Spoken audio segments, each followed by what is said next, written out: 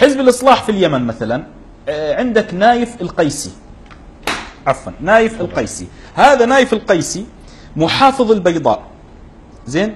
الخزانة الأمريكية صنفته أنه من أكبر ممولي القاعدة، من أكبر. هم يقولون إحنا ما لنا قاعدة وما لنا بالإرهاب، زين. هذا نايف القيسي، نايف القيسي أمريكا نفسها صنفته أنه من أكبر ممولي القاعدة، وهو من الإخوان المسلمين، زين.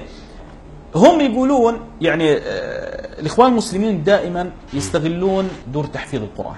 ترى أنت ابنك يوم تحفظ القرآن وين توديه؟ دور تحفيظ القرآن.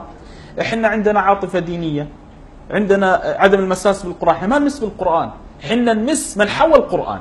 يعني الخوارج النبي صلى الله عليه وسلم يقول يقرؤون القرآن لا يجاوز حناجرهم.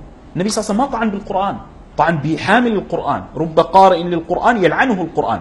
فإحنا لما نتكلم عن دور تحفيظ القرآن ما نمس القرآن. ترى يوجد عندنا للأسف لا من غير الإخوان المسلمين فيهم حماقة.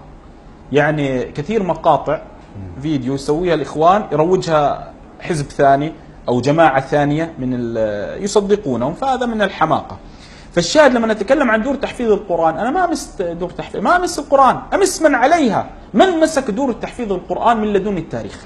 من مسك؟ أغلب من مسكهم الإخوان المسلمون، هم من مسك دور تحفيظ القرآن، وهم من جند داخل دور تحفيظ القرآن أناس تجند أبناءنا للعمليات وغيرها. مثلا مدرس تحفيظ قرآن تابع لحزب الإصلاح، تابع لحزب الإصلاح، وهو مدرس لتحفيظ القرآن في عدن، تربى عند الإخوان المسلمين، قام بالتفجير بالجنود الشرعيين لليمن أثناء استلام الرواتب، وهو مدرس تحفيظ القرآن.